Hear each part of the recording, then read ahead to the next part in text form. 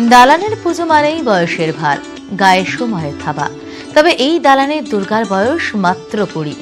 আগে পুজো পেত উমার 2 মেয়ে। মাত্র 15 দিনের জোগাড় যন্ত্রে ঐতিহ্যের পুজো শুরু। তারকেশ্বরের নারায়ণপুরের পাখিরা বাড়ির পুজোর পিছনেও স্বপ্নাদেশের মেদ। এই পুজোই জোড়া লাগিয়েছিল ভাঙা পরিবারকে।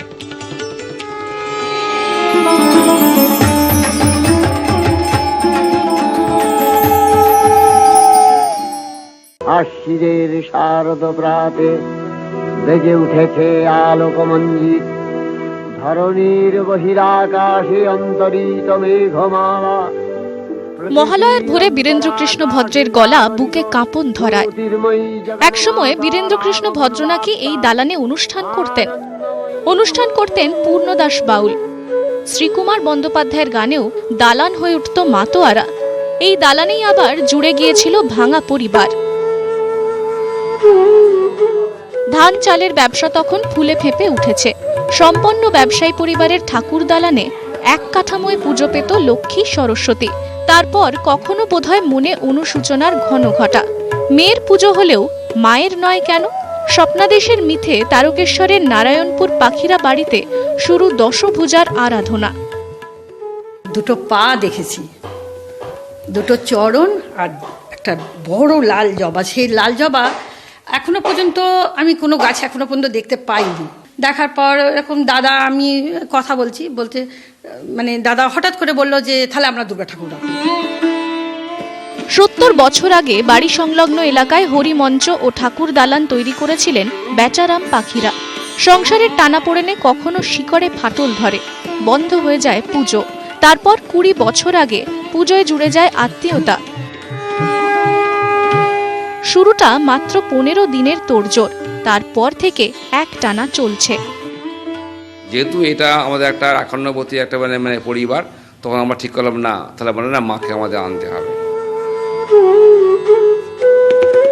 নারী শক্তির আরাধনা, কিন্তু মহিলাদের হাত লাগানোয় বাধা। 108 অপরাজিতা ফুল ও লতানো পাতায় দশমী পুজো হয় পাখিরাদের দালানে। ভোগেও আছে বৈশিষ্ট্য। আমাদের ষষ্ঠী থেকেই পুজো, বেলতলায় পুজো আরম্ভ হয়ে যায়। তারপর সপ্তমীর দিন আমাদের পায়েস ভোগ দেওয়া হয়, অষ্টমীর দিনকে লুচি ভোগ দেওয়া হয়, নবমীর দিনকে খিচুড়ি ভোগ দেওয়া হয়। নবমীর দিন গ্রামের সবাই পাখিরা পরিবারের ধুনুচি নাচে অংশ নেয়। গ্রামের বিশেষ পুকুরে প্রতিমা যায় নিরঞ্জনে। মন খারাপ হয়, তবে পাখিরা পরিবারে বেঁধে বেঁধে থাকার আনন্দ সব দুঃখ ছাপিয়ে যায়। তারকেশ্বর থেকে রানা কর্মকারের রিপোর্ট, নিউজ 18 বাংলা।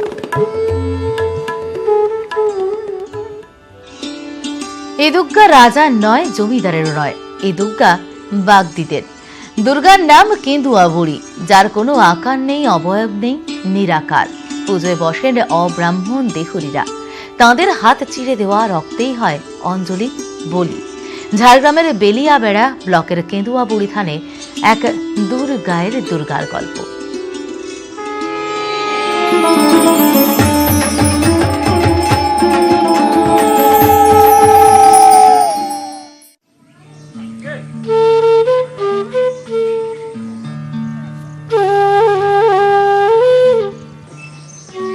ঝাড়গ্রাম জেলার বালিয়াবেড়া ব্লকের বালিপাল গ্রাম।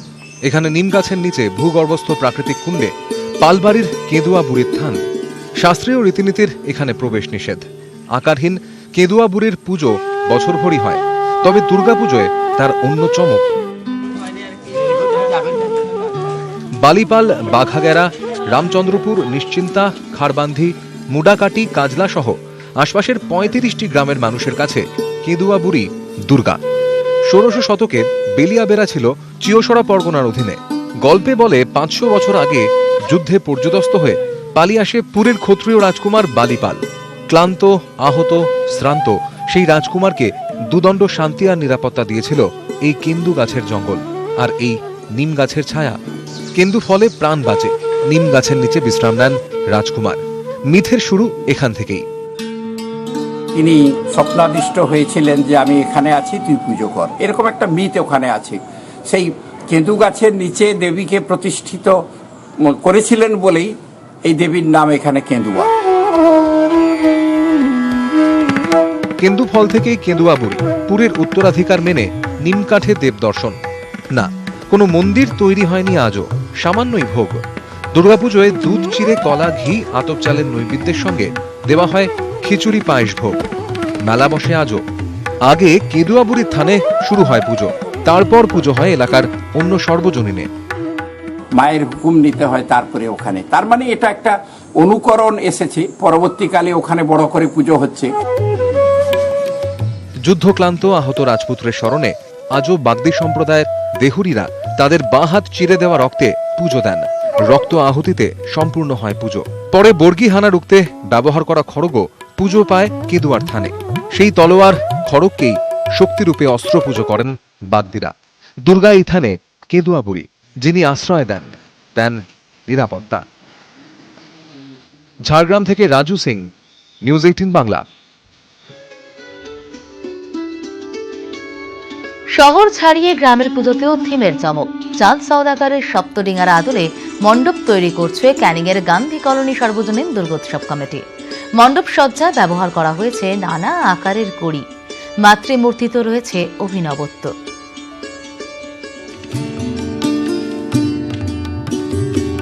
গাঙ্গুরের জলে সপ্তডিঙা ভাসিয়ে বাণিজ্যে গিয়েছিলেন চাঁদ সওদাগর। মনসামঙ্গলের সেই পর্বেরই সাক্ষী হওয়ার সুযোগ এবার ক্যানিংয়ে, সৌজন্যে গান্ধী কলোনি সর্বজনীন দুর্গোৎসব কমিটি। পুজোর 41তম বর্ষে তাদের থিম চাঁদ সওদাগরের সপ্তডিঙা। মণ্ডপ সাজছে ঝিনুকের সাজে। আমাদের প্যান্ডেলের থিম চাঁদ সওদাগরের সপ্তডিঙি আকারে অনুকরণে আমরা সম্পূর্ণ ঝিনুক দিয়ে প্যান্ডেলটা নির্মাণ করছি। আশা করছি লক্ষ লক্ষ মানুষের সমাগম প্রত্যেক বছরের ন্যায় এবছরও হবে। মণ্ডপ সজ্জার দায়িত্বে মেদিনীপুরের শিল্পী সুনীল জানা, সঙ্গে রয়েছেন 32 জন সহকারী।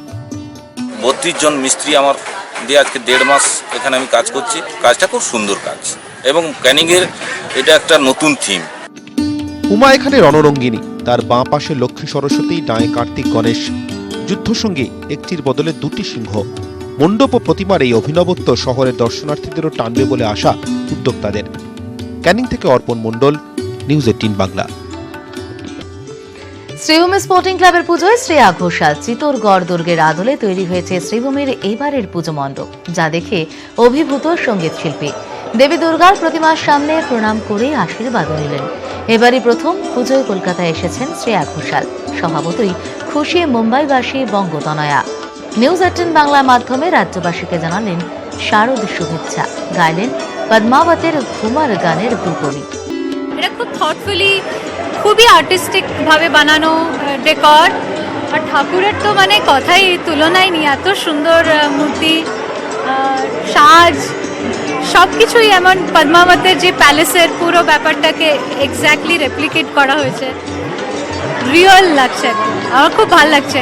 ঘুমার গানটা বাজছে এখানে, আর খুব ভালো লাগছে এখানে এসছি আমি। আর সবাইকে চাই সবার পুজো খুব ভালো কাটুক, সবাইকে আমার শুভেচ্ছা। আমার জন্য এটা খুব স্পেশাল, প্রথমবার কলকাতায় পুজো দেখতে পাচ্ছি। খুব কম টাইমের জন্য আসতে পেরেছি, বাট আমার একটা স্বপ্ন পুরো হলো। खनक प्रीत के सर पे ओढ़ कर घूमर घूमर घूमे भर के ढोला वाले ठाट घूमर घूमर घूमर घूमर घूमर घूमे रे। Thank you so much. Tung Sonada ঘুম পেরিয়ে আবার নতুন করে সাজবে দার্জিলিং। রাজ্য পর্যটন দপ্তরের সঙ্গে একসঙ্গে কাজ করবে জিটিএ। সরকারি বেসরকারি হাতে হাত মিলিয়ে নতুন করে ভারতের সুইজারল্যান্ডকে তৈরি করবে রাজ্য সরকার। ইতিমধ্যে 50 কোটি টাকা লগ্নি হয়েছে জামুনিতে। জিটিএ প্রধান বিনয় তামাং জানিয়েছেন, এখানেই তৈরি হবে অত্যাধুনিক নিকো পার্ক। ভারতের সুইজারল্যান্ড সারা বছরই পর্যটকে ভরা থাকে পাহাড়। তাঁদের জন্য এবার আরো খুশির খবর হতে পারে জামুনি। ইতিমধ্যে 50 কোটি টাকার লগ্নি হয়েছে পর্যটনের উন্নয়নে। সরকারের পাশাপাশি এখানে কাজ করবে বেসরকারি সংস্থা। তৈরি হবে অত্যাধুনিক নিকো পার্ক। वहाँ पे हम लोग एक टूरिस्ट स्पॉट करेंगे, क्योंकि नियर अबाउट 50 करोड़ वहाँ पे इन्वेस्ट हो चुका है, तो जामुनी का हम लोग करेंगे। और साथ ही साथ Nicco park is also interested there. সাদা কালো জামানা থেকে রঙিন বসন্ত, রূপ আরও ফুটে উঠেছে দার্জিলিংয়ের। রাজেশ খান্না থেকে অমিতাভ বচ্চন দার্জিলিংয়ের মুগ্ধতায় ভেসে গিয়েছেন। পট পরিবর্তন 1984 সালে।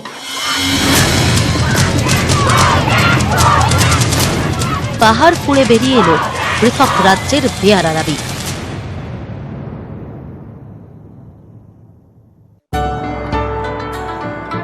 গুরুংদের দাদাগিরিতে মাথা নিচু নয়, বরং পাহাড়ের মানুষের স্বার্থ কায়েম রেখেই তাঁদের মুখে হাসি ফুটিয়েছেন মুখ্যমন্ত্রী মমতা বন্দ্যোপাধ্যায়। কথা দিয়েছিলেন, কথা রেখেছেন। আবার হাসছে পাহাড়। টলিউড তো ছিলই, মমতার হাতেই ফের পাহাড়ে ফিরেছে বলিউড। রাজ্যের পরিবহন দফতর ও জিটিএর যৌথ উদ্যোগে ভবিষ্যতে আরও চওড়া হচ্ছে পাহাড়ের হাসি। रिसोर्ट है, गेस्ट हाउस है, वो भी हम लोग इनको रिनोवेट करेंगे। साथ ही साथ जो होम स्टे को भी हम लोग ये रेगुलराइज कर देंगे। जो भी अनएक्सपोज इलाके हैं उनको एक्सपोज करने के लिए हम लोग जा रहे हैं। तो ये joint venture of government of West Bengal and GTA का। 2011 সালে রাজ্যে ক্ষমতায় এসেই পাহাড়কে ঢেলে সাজানোর কথা বলেছিলেন মুখ্যমন্ত্রী। তাঁর স্বপ্ন সফল। জঙ্গলমহলের সঙ্গে আজ হাসছে পাহাড়। আগামী দিনে জামুনি সহ নতুন পর্যটন কেন্দ্রের মাধ্যমে আরও চওড়া হতে চলেছে পাহাড়ের হাসি। দার্জিলিং থেকে প্রণব ছেত্রী, নিউজ 18 বাংলা।